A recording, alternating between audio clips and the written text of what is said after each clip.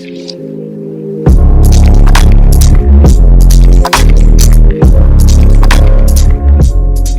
we are finally here with the first episode of the much awaited podcast series, the Saarthi Talks from the Young Ignited Minds Foundation.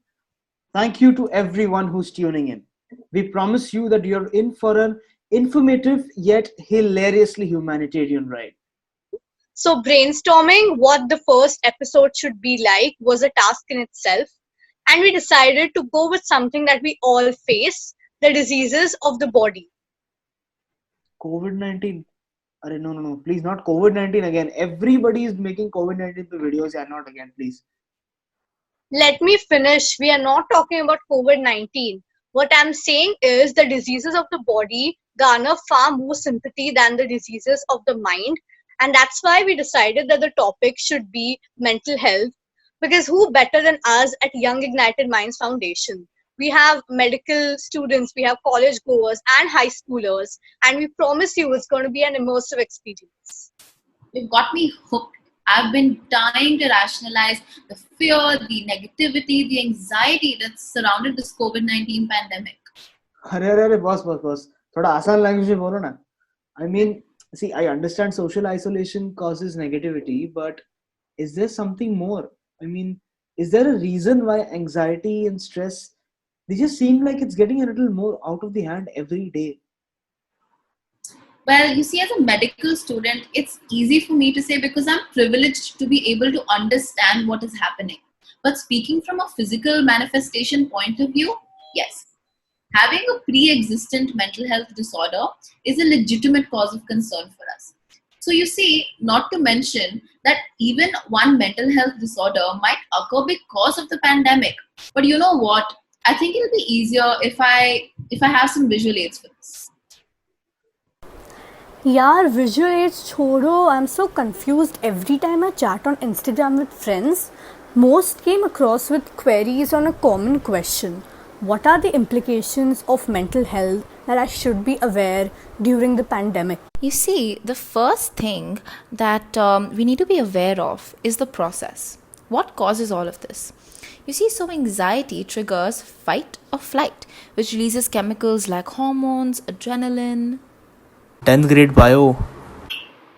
Exactly. And so does stress, which is basically a reaction to any stimulus that disturbs our physical or our mental equilibrium.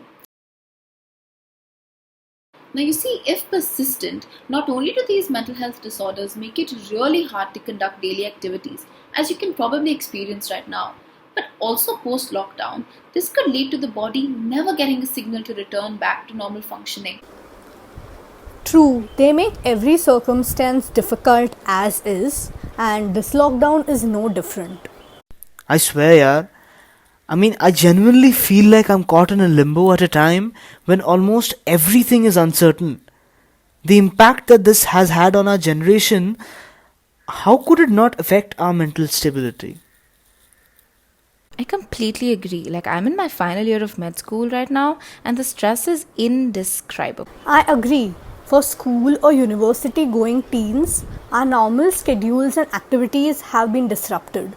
We are having to adjust to online learning, isolate from our friends, and erase events we had been looking forward to for ages.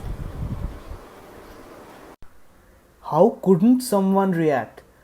Our exams are being postponed, admissions deferred, and the final year students are having Zoom graduations. Adding on to that, so much for 2020 vision, where in reality, the job market is failing and the class of 2020 is trapped in an insanely shitty situation now. This whole year has been such a trigger. A trigger. That's exactly what sensory overload is. You see, it's difficult for a healthy person to adapt to it as it is, but more so for someone with an underlying disorder.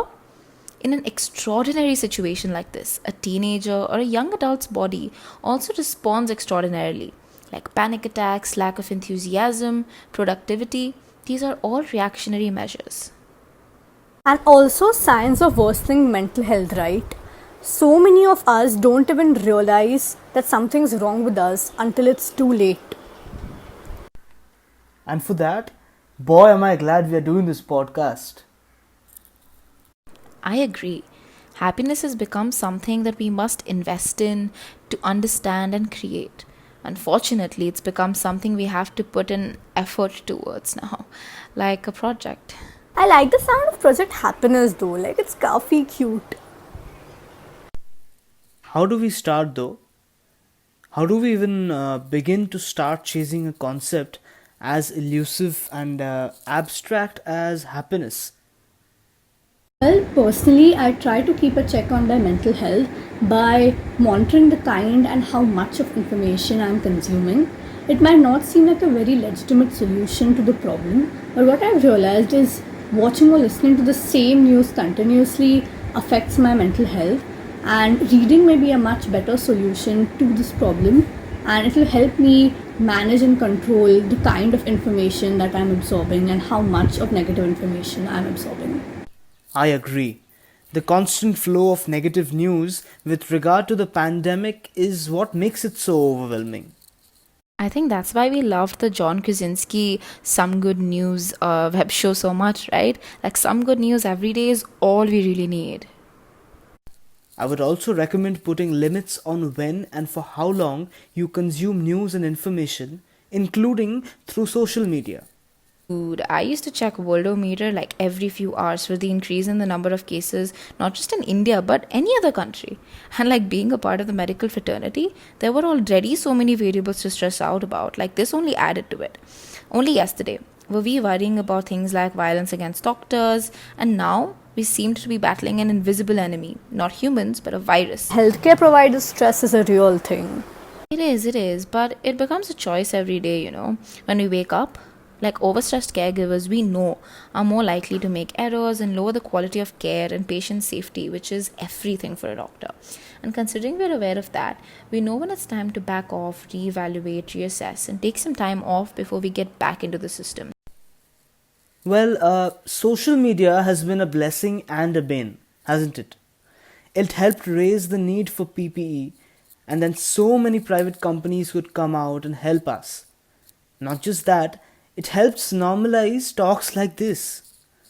However, at the same time, it has given rise to unrealistic beauty standards and has led to way too much comparison of our lives with others, giving rise to mental health problems at large. True. While some of us are feeling extra motivated to work out and eat healthily and find time for everything we did not in our regular schedules, some of us are extremely challenged because of mental health disorders. We tend to feel tired all the time with no motivation to work out or make ourselves a healthy meal, and then we end up cursing ourselves for not doing so. You know what? I don't want to sound like a know it all the entire conversation. So here I am opening up to a huge folly. How ridiculous my sleep schedule has become. It's like 4 a.m. to like noon, and then it takes me forever to gain some motivation to become productive again. Man, does anyone have any idea how to fix this? I'm facing the exact same issue. I'm trying to drill a different sense of routine into my life, making my bed, getting dressed, and not in jammies all day, dividing the hours equitably for Netflix and academics. For me, my habits and routines help me feel more in control of my own well being. One thing I'm able to stick to a routine to, personally, of course, apart from studying as well, med student, is exercise. Okay, so I don't know if you've noticed it or not, but we're all supposed to stay inside our homes because of the entire there's a pandemic going on and we need to stay inside our home situation. Of course, I'm aware of that. But if you're staying home, you may be less physically active than usual, right? Lethargic, even. Like, I was so used to running around in college and everything. And I realized that, exercise is a great way to take care of your body. And it's such a powerful way to improve both your physical and mental health. Like when I was very busy writing my research paper on this subject, I got to read up quite a few articles that stressed on endorphin release during and even post exercise, which opposed stress and anxiety. That really helps. Many different ways to exercise thanks to YouTube. There are so many free options, including ones that do not require any equipment and can be done at home. Yes, I agree. It is very important to find something simple and effective, an exercise routine that fits your needs, your abilities, what part of the body you're trying to develop, and not one that overexerts you. Like, none of us actually need to look like Katrina Kaif. We just want to be the best versions of ourselves. Sometimes, whenever I'm low, I don't even want a traditional exercise like sit ups or push ups, and that's when I dance cardio. You know what? Now that you've mentioned exercise and body, I just got reminded of this conversation I was having with my friend the other day. He was telling me about how this entire quarantine period has made him start feeling quite conscious of his body. He stated how his family kept commenting on his body and saying things like, "अरे तू तो मोटा हो गया है, खाना खाना बंद कर दे," and stuff like that. He sounded really anxious on the phone. A huge aspect of my research paper, and one of the major statistically and clinically significant results, was that the perceived social support system of somebody with a mental health disorder or a respiratory disorder is very important. In fact, paramount in determining not just their mental health status or recovery from the same, but also their overall health status. You see, what your friend was going through, what he needs to do is disconnect himself from things like this that trigger his insecurities. And that is honestly the first step that he could take towards elevating himself from any emotional trauma he's going through. And yes, we must term it that way because that's exactly what it is, trauma. We go through it all the time, and it's very important for us to unfollow or mute people on Instagram who make us feel inadequate, and most importantly, unkind people who criticize us for things that we cannot control. It does a number on our self esteem, and we must be the first people to put a stop to that. Negativity has little place in the process of getting better. And while it is easier said than done, accepting your insecurities and moving on is the only way out. You do not need to change anything for anyone to think that you are perfect. Aware of the uncertainty of the future, opportunities missed, and experiences unlived, I guess the silver lining to all of this could be self assessment and realization that yes, isolation might lead to mental health disorders, and there is no better time to reassess if we are exactly where we are supposed to be. Do we like where we are? Are we happy with who we want to be? I don't know about you, but I'm pretty happy that Shashwat thinks that we're all perfect. Everyone's perfect, perfectly suited to reach a consequence to the introspection. Whether you reaffirm that you are on the right track to life, or you identify the right track and then get on it. Well, I guess we'll all get there. Alright, I hope everyone tuning in enjoyed the little crevices of our young ignited minds. We hope to make even more social change and difference happen because there's no greater joy than truly helping someone. And finally, we hope that you're all feeling a little less overwhelmed after gaining more awareness and information about the issues at hand. But if you feel like your condition cannot be managed by you yourself, there is nothing wrong with reaching out to your loved ones. And even if that doesn't work out, then do seek professional help. Many viewers might not have the privilege of having the same social support or avenues to vent to.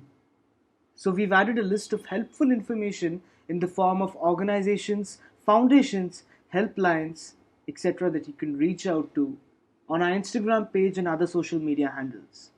Thank you for listening. Stay home, stay safe, stay happy.